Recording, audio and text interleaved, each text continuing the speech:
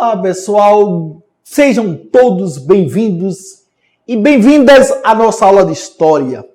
Então, todos e todas estão convidados a mergulharem na história do primeiro reinado e o período regencial da história do Brasil. Então, eu sou o professor Cláudio Nascimento, professor da Escola Jornalista Trajano Chacon. Vocês do 8º ano, nesse exato momento, estão todos convidados. Venham comigo a mergulhar na história do período do primeiro reinado. Vamos lá? Não paga nada para embarcar nessa história. Não paga nada, é grátis, é free. Free! Quem vai comigo? Vamos embora, é free. Então, todos estão convidados para mergulharem nessa história. A aula passada, nós falamos sobre os cativos, né? Então, falando daquele todo o processo do Brasil do Brasil colonial, e agora nós chegamos ao primeiro reinado. Então, primeiro reinado. Então, a unidade política e territorial do Brasil foi mantida por meio do uso de quê? Das armas e da instituição de uma monarquia constitucional autoritária. Então, tivemos a nossa emancipação, independência, isso. E, posteriormente, qual é a forma que o Brasil será administrado. Então, o imperador Dom Pedro I, aliado ao grupo conservador, tomou medidas destinadas a manter no Brasil um liberalismo moderado, que garantisse o quê? A soberania do monarca sobre os representantes do Estado. Observe. Manter a soberania de quem? Dos monarcas sobre o representante do Estado. Bem, isso. Liberal, né? Bem liberal. Então, os deputados constituintes empenhavam-se em concluir o projeto de uma Constituição fundamentada nas ideias iluministas, né? Que oficializaria juridicamente a ruptura com a antiga metrópole. Então, nós precisamos simplesmente romper com a metrópole, romper com Portugal. Se o Brasil é independente, porque ainda está submisso a Portugal. Então, a economia, a escravidão e a economia de exportação foram mantidas, garantindo os interesses dos grandes proprietários, né? Então, em 1824, acontece um marco na nossa história. Em 25 de março de 1824, o imperador Dom Pedro I outorgou a primeira Constituição do país, por meio da qual preservou o poder em suas mãos e garantiu os interesses de quem? Da aristocracia agrária. Nós temos agora uma Constituição, um conjunto de normas e regras, né? É um projeto de liberalismo moderno, né? Onde o próprio Dom Pedro colocava que teria que ser um projeto que desse autonomia a quem? Aos governantes, né? Então, vejamos. Então, essa Constituição conciliava principais liberais, conforme vocês estão vendo aí no mapa, na tela de vocês, conforme estão vendo aí na tela de vocês, conciliava princípios liberais e características autoritárias. Primeiro, estabelecimento da monarquia hereditária. constitucional, representativa. A escolha dos representantes da Câmara, dos deputados, era feita por voto censitário, né? Então, na realidade, aí você tinha um voto que era os eleitores, isso, eles eram uma minoria da sociedade, né? Era uma minoria da sociedade. Então, o escravo não votava, a mulher não votava, havia várias condicionalidades para o direito ao voto. Então, criação de 4 poderes: o executivo, o legislativo, o judiciário e o moderador, que era exercido pelo imperador, né? Então, o poder moderador, ele garantia ao imperador o direito de interferir nos demais poderes. Observa. Prezados e prezadas. Observe. O poder moderador, é isso, ele garantiu ao imperador o direito de interferir nos demais poderes. É isso. Então, na realidade, aí vocês vão ter, geralmente, um poder não pode se sobrepor sobre o outro poder. Mas aí o poder moderador, ele tinha autonomia sobre os demais. Então, nós vamos ter estabelecimento do catolicismo como religião oficial do Estado, sob o comando do imperador, o padroado, e a instituição da tolerância às demais crenças. Isso. E a instituição da tolerância às demais crenças. Então, dentro disso aí vai, na realidade, surgir alguns conflitos. É isso. Aí nós vamos ter em Pernambuco, nós vamos ter Confederação do Equador. Em Pernambuco, radicais, liberais, apoiado pela aristocracia rural, insatisfeito com a crise econômica, rebelaram-se contra Dom Pedro I. Então, em 2 de julho de 1824, proclamaram a Confederação do Equador. As ideias do movimento se espalharam por meio dos jornais de Frei Caneca e Cipriano Barata. Diante da adesão popular e da defesa do fim do tráfico de escravos, os integrantes da elite se retiraram do movimento. Os rebeldes foram derrotados e os líderes julgados e condenados à morte. Então aí começa os primeiros levantes contra o primeiro reinado. Os primeiros reinados. Primeiro reinado, né? Então, primeiro levante, Pernambuco, Confederação do Equador. Aí temos 1821,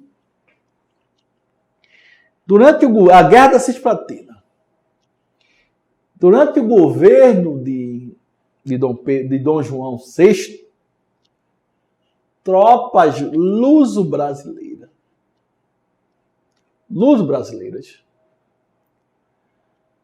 anexaram a banda oriental ao Reino Unido e Portugal, Brasil e Algarves, com o nome de Província Cisplatina. Em 1825, observe o desencadear desse conflito. Os cisplatinos uniram-se à República da Província do Rio Prata, atual Argentina. Dom Pedro I declarou guerra ao governo de Buenos Aires.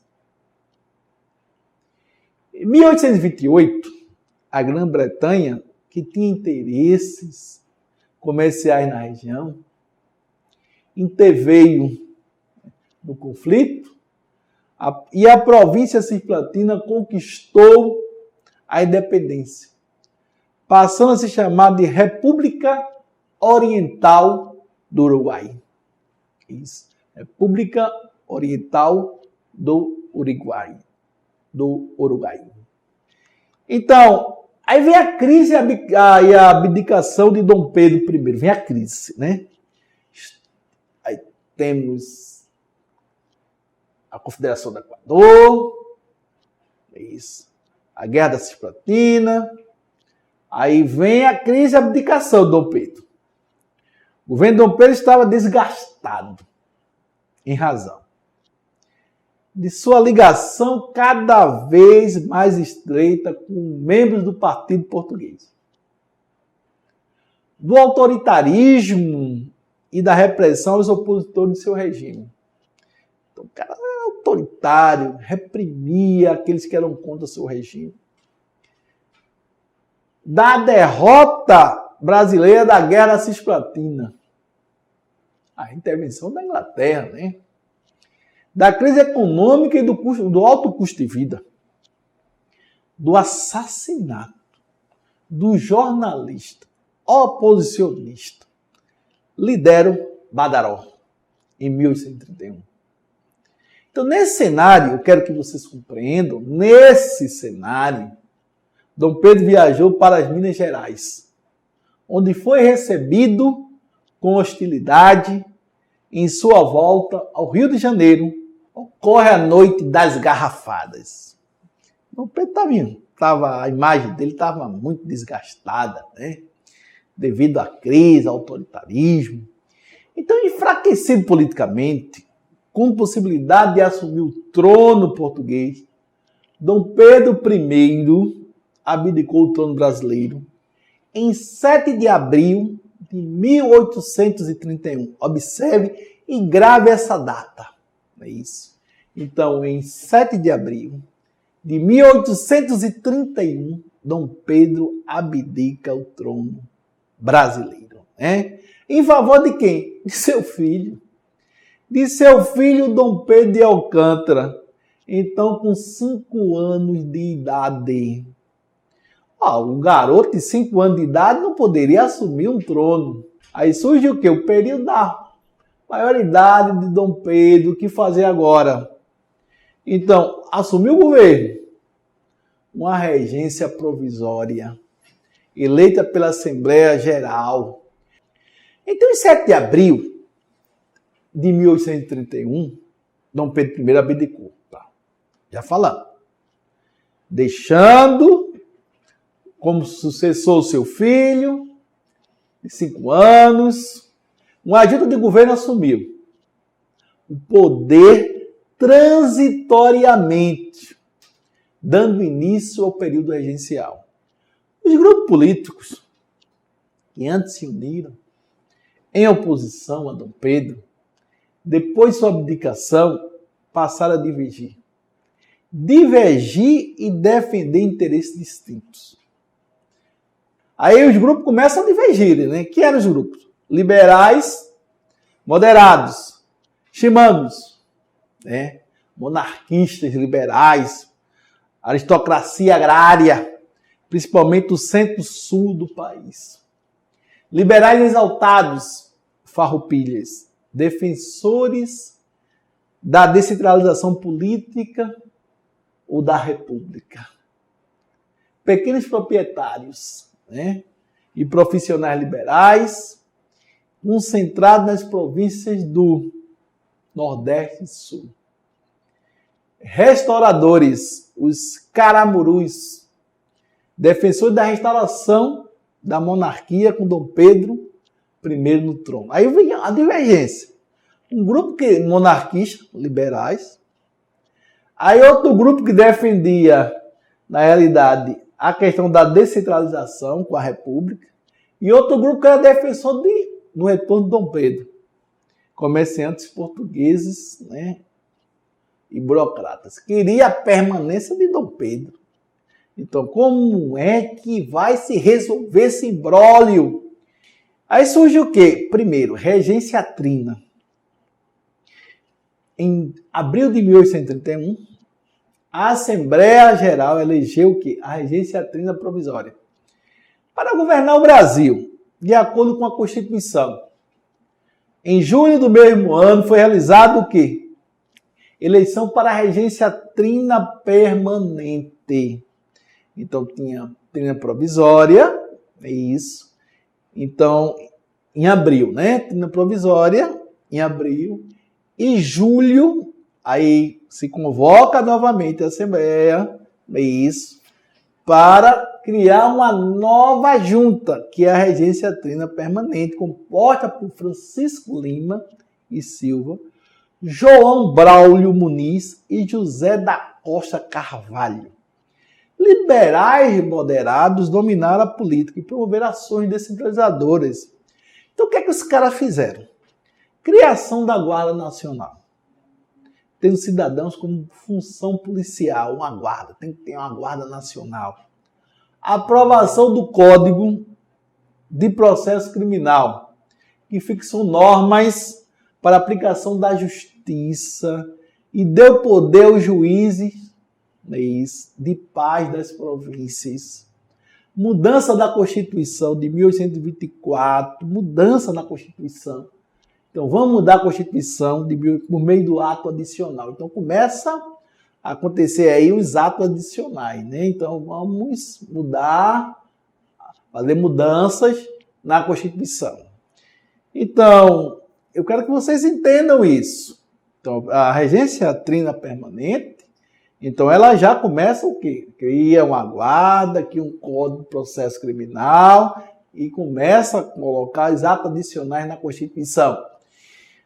O ato adicional, o que é o ato adicional? Olha, ato adicional de 1834. Entre outras ações, transformou conselhos provinciais em assembleias legislativas provinciais, dando poder aos políticos locais. Além disso, provocou uma separação política entre os liberais moderados, que se dividiram em progressistas, de um lado, apoiavam as medidas descentralizadas ou descentralizadoras. Do outro lado, regressistas, que passaram a combater o que? A autonomia concedida às províncias e queria a negação do ato.